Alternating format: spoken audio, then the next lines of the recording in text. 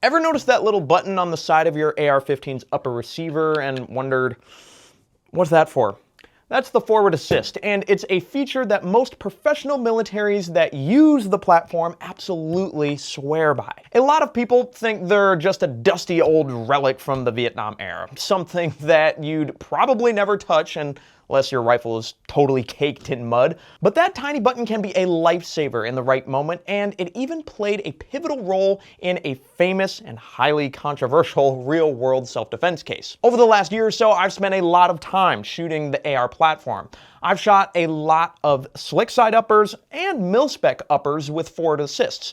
In that time shooting, I've rarely needed my forward assist, so I decided to do a bit of digging into somewhat of the controversial subject of the forward assist. Today we're breaking down what the forward assist does, why it was added to the M16, when you might actually need it, and why the United States Army religiously drills the use of it into every American soldier. We'll also discuss the controversy surrounding it, or whether or not you need one in your rifle today. Stick around, this might change how you see the forward assist, if you still have one, that is. The forward assist is the caveman answer for getting a dirty firearm back in action. There's a large number of real-world scenarios where you might need it too, but to truly understand why it exists, we have to go way back in time. The forward assist wasn't part of Papa Stoner's original AR-15 design, so why did it end up on the M16? To find out, we need to jump back to Vietnam in the early 1960s, where the Army replaced the M14 with the M16, touting its lightweight design and awesome high rate of fire. When it hit the jungles of Vietnam, however, it was an absolute nightmare because of the shortcuts that got taken during the manufacturing process. The M16's chamber wasn't chromed, so it rusted and fouled easily. The Army switched to ball powder too, which burned far dirtier than Stoner's original powder, gumming up the action of the rifles to save Uncle Sam's fractions of a penny every time you pulled the trigger. Worst of all, soldiers often weren't issued cleaning kits, leaving the rifles vulnerable to humid, muddy conditions. Jams became so common that some soldiers lost faith in the M16 entirely. Tragically, those failures cost lives in firefights. If you want to learn more about this era of the M16, check out this video on the Colt 602, the missing link of the evolution of the AR-15. Sam did a great job with it right here. The Army scrambled for solutions early on. One fast fix was the forward assist, a button to manually force the bolt carrier group into battery, ensuring the rifle could fire even if the bolt didn't fully seat. The Army saw it as a critical failsafe, especially in chaotic combat where stopping to clear a jam wasn't an option. But here's the kicker. Eugene Stoner, the AR-15's designer, fought against it. He believed the forward assist was a band-aid for deeper issues: poor maintenance and training, bad ammo, and unchromed chambers, of course. Stoner argued that a properly designed and maintained rifle wouldn't need a forward assist, and in 2025, we've found that to be mostly the case. The Army overruled him though, prioritizing a quick fix over long-term redesigns that would cost more and more money, and by 1967, the M16A1, complete with forward assist, became standard issue, cementing its place in military and gun history. This clash of philosophy, Stoner's perfection versus Army's pragmatism, set the stage for decades of debate that are still raging today on Reddit and AR15.com. I see you guys. So what exactly is this controversial little thing anyways?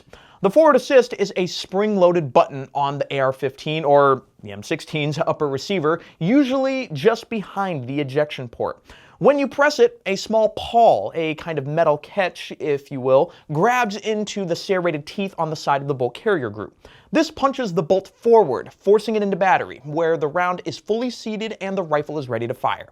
Think of your bolt like a stubborn door that won't latch. The forward assist is you giving that door an extra nudge to make sure it's locked in place. It's mainly a backup plan when things go wrong, if dirt, grime, carbon buildup, or even slightly deformed round stops the bolt from completing its cycle of operations. The forward assist gives you that extra muscle to get it in there. That simplicity and reliability are exactly why the Army drills it into every soldier, and why they thought it was a critical part of the weapon's design. It's not just a button, it's a core part of the Army's training doctrine as well. Meet the sports drill: slap, pull, observe, release, tap, shoot.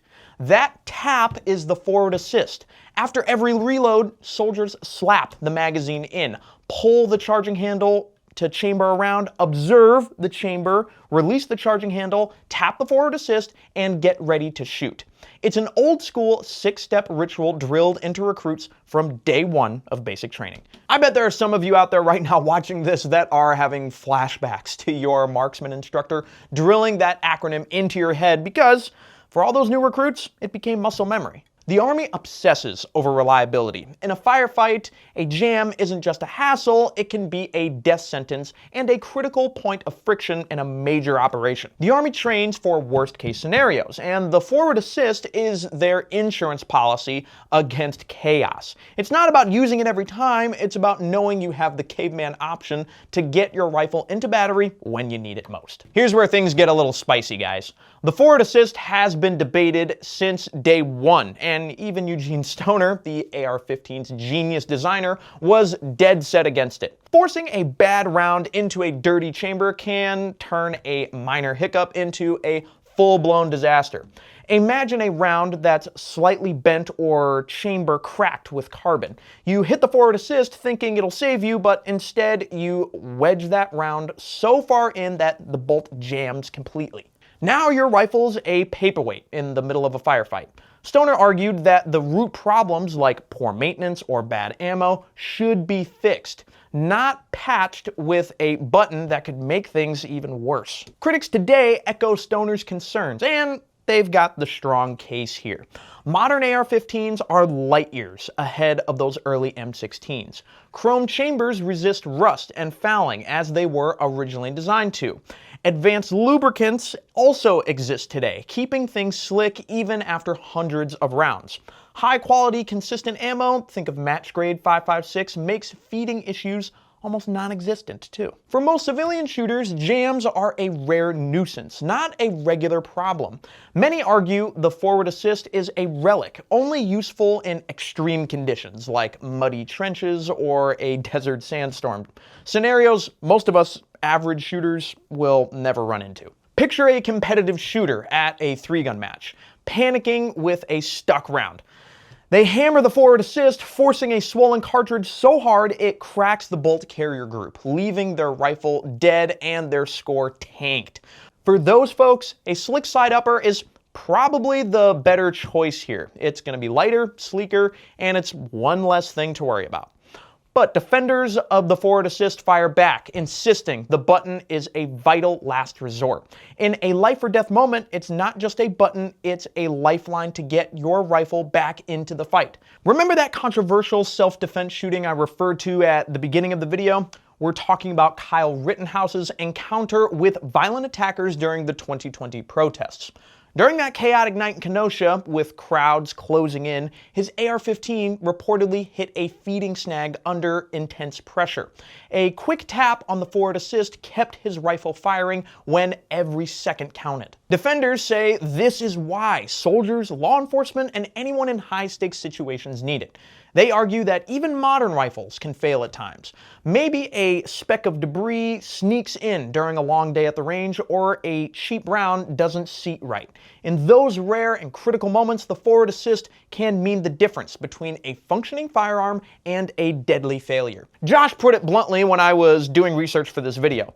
In combat, he said, "I'd rather have it and not need it than not have it at all." So the big question, do you need a forward assist? As a younger shooter that's still learning the ropes around here, I've been digging into this question, and it's not as simple as it seems.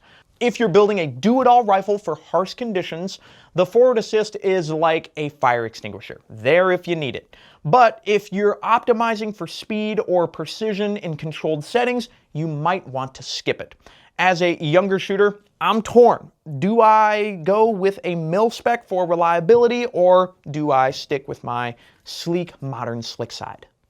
Have you used a forward assist, or do you run a slick side upper? Drop your thoughts in the comments, and if you want to learn more about the history of the M16, check out this video from Sam where he breaks down the Colt 602, one of the missing links in the AR-15's original evolution. We'll see you there.